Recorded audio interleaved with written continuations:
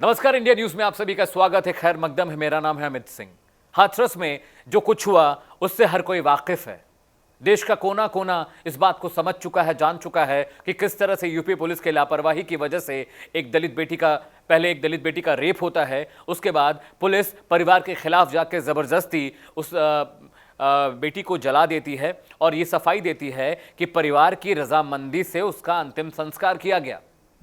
सवालों के घेरे में सिर्फ पुलिस नहीं है, वहां का लोकल प्रशासन भी है। DM, SDM, SP, ADG, local थाने के जो एसएचओ हैं वो भी सवालों के घेरे में हैं। अब गलती की है यूपी पुलिस ने, लेकिन योगी सरकार को जवाब देते नहीं बन रहा है। जवाब देंगे भी कैसे? यूपी पुलिस उनके अंडर में आती है, सरकार बीजेपी की है, तो गलती अगर यूपी पुलिस ने भी की है तो उसकी नैतिक जिम्मेदारी यूपी सरकार की यानी योगी आदित्यनाथ जी की बनती है।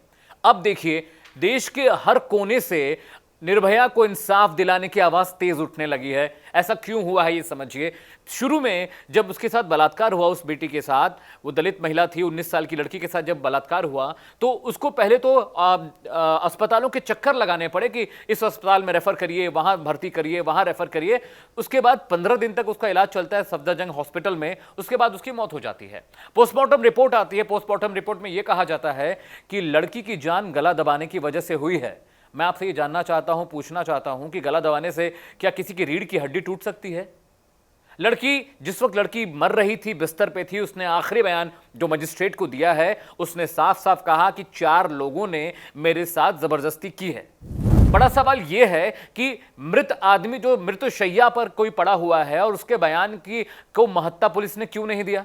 आप पोस्टमार्टम रिपोर्ट का वेट क्यों कर रहे हैं? देखिए, कानून यह कहता है कि अगर किसी के साथ रेप हुआ है तो जरूरी नहीं कि सीमेन और स्पर्म मिले उसकी बॉडी पे, और ना ही आप किसी लड़की का जबरदस्ती रेप के बाद टेस्ट कर सकते हैं।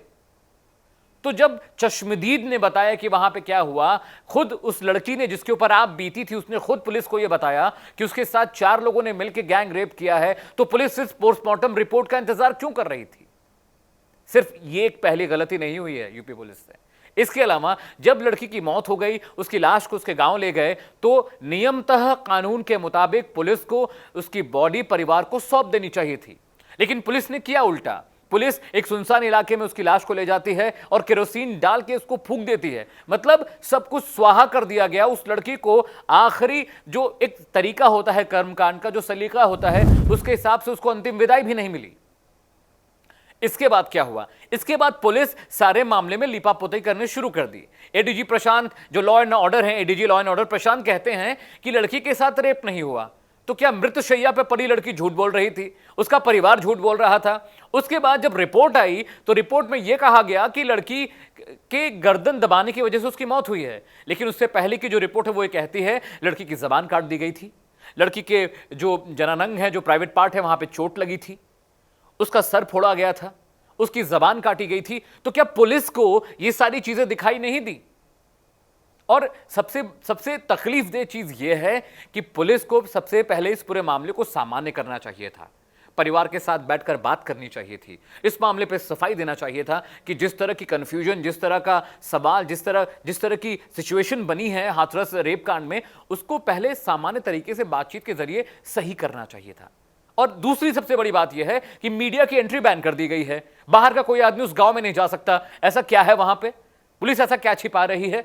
जब पीड़िता मर गई, जब पीड़िता की लाश को जला दिया गया, तो अब क्या बचा है जिससे पुलिस हम लोगों को, मीडिया को, आम जनता को दूर करना चाह रही है? ऐसा क्या है उस गांव में कि पुलिस किसी को जाने नहीं दे रही है? मीडिया रिपोर्टिंग नहीं कर सकती, बाहर का कोई शख्स उस गांव में नहीं जा सकता, पीड़ित परिवार से नहीं मिल सकता। पीड़ित परिवार, पीड़िता का भाई, उसने बयान दिया है, उसने कहा कि पुलिस ने हमें घर में नजरबंद कर दिया है, हमें बाहर नहीं जाने दिया जा रहा है। आखिर ये सब चीजें करने की वजह क्या है? उस पूरे गांव को छावनी में तब्दील कर दिया, जैसे कोई बहुत बड़ा गैंगस्टर उस गांव में छिपा हुआ है और यूपी पुलिस उसकी तफ्तीश के लिए, उसके इनकाउंटर के लिए वहां पे हाथरस के गांव में बैठी हुई है। तस्वीरें झूठ नहीं बोलती हैं और इसीलिए उस दलित महिला के इंसाफ के लिए पूरा देश सड़कों पर उतर आया है। दिल्ली, कलकत्ता, चेन्नई, इसके अलावा आप देख लीजिए जयपुर, अलीगढ़, आगरा, हाथरस, आगरा के अलावा तमाम ऐसे शहर हैं जहां पे लोग सड़कों पर उतर आए हैं और लोगों का सिर्फ एक ही कहना है कि यूपी पुलिस इस पूरे मामले पे सफाई दे। क्या हुआ, कैसे हुआ, क्यों हुआ। और सबसे अहम बात यह थी कि लाश जलाने की पहले की परमिशन नहीं ली गई और पुलिस ने बयान जाके झूठा बयान यह दिया मीडिया में कि परिवार के लोग वहां मौजूद थे, उनकी रजामंदी से उस रेप पीड़िता की लाश को जलाया गया। लेकिन परिवार का वर्जन यह है, परिवार पीड़िता की मां यह कह रही है कि मैं बिलखती रही, चिल्लाती रही, रोती रही, भीख मांगती रही कि मेरी बेटी को मुझे दे दीजिए, मुझे हल्दी लगाना है, कुमकुम लगाना है, आखिरी रस्में पूरी करनी है। लेकिन पुलिस ने एक भी नहीं सुनी। जिस दिन की यह घटना है वहां पे एक महिला पत्रकार पहुंची थी। उस महिला पत्रकार ने लाश जलाने से पहले वहां पे संजीव कुमार शर्मा नाम के एसएचओ थे, उनसे सवाल पूछती रही कि आप क्या जला रहे हैं, कहीं ये लाश तो नहीं है, किसकी परमिशन से जला रहे हैं, परिवार कहां है, परिवार को क्यों नहीं बुला रहे हैं।